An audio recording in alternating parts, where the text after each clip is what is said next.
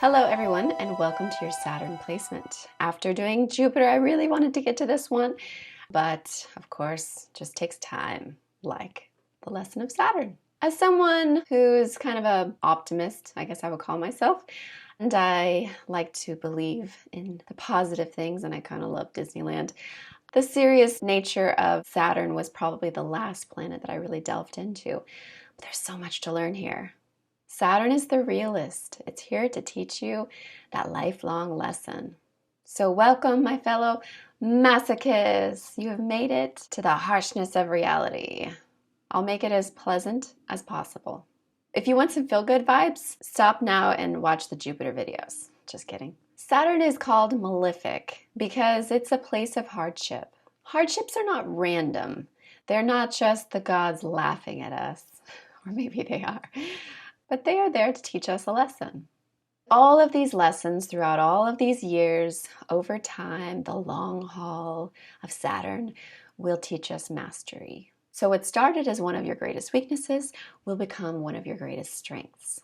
When I did the Jupiter videos, one of the comments was that since I presented Jupiter as a superpower, I should present Saturn as Kryptonite. I thought that was such a great idea. Now, I don't know much about the Superman comics, but I do know enough to know what Kryptonite is. If Superman, over time, builds up his immunity to Kryptonite, then that is exactly what Saturn is all about. I also got some criticism for having so much about the actual planet and not as much about the specific traits of your placement. So I'm going to put more in there. But to know about the planet itself is important because it teaches you what's the difference between having a Saturn in Scorpio versus a Saturn ascendant. And when I was first learning about astrology, that was probably the thing that confused me the most. So that is why I spend so much time. Saturn is the slow burn. It's the delayed effect. Usually this area is something that we care so much about, but it seems so unobtainable. And then when we finally get there, we will look back and say it's really worth the journey. This is an area that's going to require dedication, patience, and time. You might feel like your father figure, or God isn't bringing you anything in this area. Like you put so much effort and then it's just not rewarded like Jupiter is. You have to do all of the work, and it's true. There are no spiritual guides or beings that are going to give you that extra boost in this area. This is good old-fashioned blood, sweat, and tears. It's an area that has to be aged like a fine wine. There's also often a lot of shame, which is a huge obstacle. There's this inner voice, you shouldn't do this. Push and pull of something you want, but something you feel is shameful. And for some people, Saturn is mostly about getting past that kind of shame in that area. It won't be easy, but it will be worth it. So let's get into your Saturn placements. Saturn in Aquarius. The mantra that I have for you is, I will march to the beat of my own drum. Embrace my genius and bring out the brilliance of others. This is a great position to have Saturn in, surprisingly, because even though they are different elements, Aquarius was the ancient ruler of Saturn, so it's very at home here. Aquarius is all about vision. So when you bring vision into your long-term goals, it's a great combination of positive manifestation. The concept of manifestation is something that you guys with this placement naturally have. You probably were doing this long before you even knew what manifestation was. You are a visionary. It might be hard to be this different, especially when you're younger, and to explore all the quirks of yourself, but that's who you're meant to be.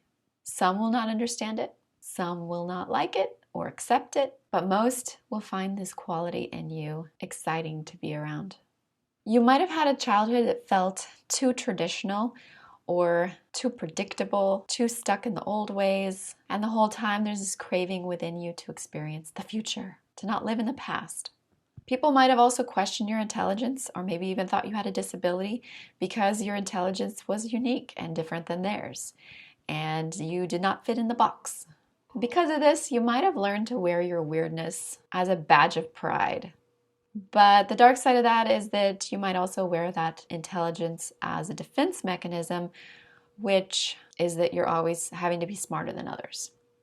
So let your intellectual guard down sometimes, because if you find that it's pushing other people away, as a way to keep yourself safe, then you're pushing out great experiences, and you're also denying other people the gift that you have to give them, which is that you can see people's eccentricities and you can really actually find their brilliance and what they're going to be great at, and you can share that with them.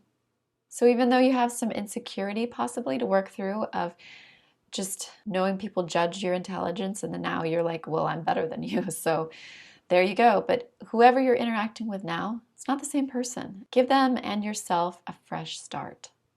Your goals and lifelong ambition will always have great vision. First and foremost, revolutionary ideas guide everything. You want to be a part of something that's headed to the future and not the past. And we'll get downright excited about work, so much so that it's infectious when this vision is fully charged.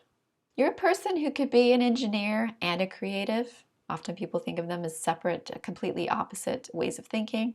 Or maybe you're even a brain surgeon who sings opera.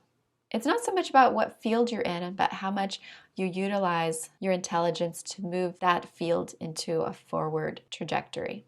Whatever you do, you want to leave your mark in the form of taking that industry into the future.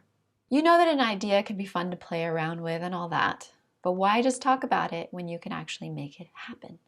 You might have 2 careers happening simultaneously, or maybe every 10 years you fulfill whatever idea and vision you had and you jump into a new career, or maybe you have 10 degrees in completely different fields.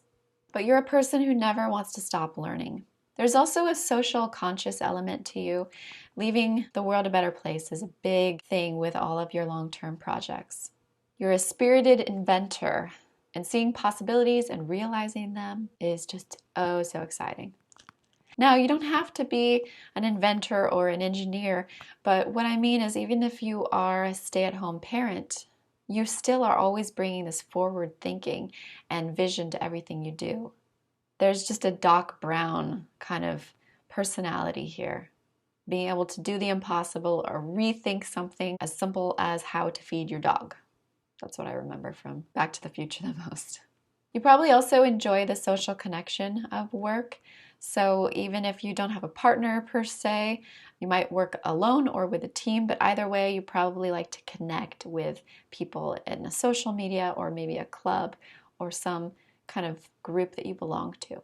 Can make for a great teacher, but like I said, that defense mechanism of intelligence or kind of being the know-it-all is something that can push people away, so beware of that. Talk to people and not at them, and really listen to them because sometimes they will have something brilliant to say as well. You might always be the smartest person in the room, but hey, you might not. You're very eccentric and not everyone's cup of tea, but if you are a Saturn in Aquarius that can let your intellectual guard down and be challenged from time to time, you'll definitely get a lot of admirers. Maybe even a fan club.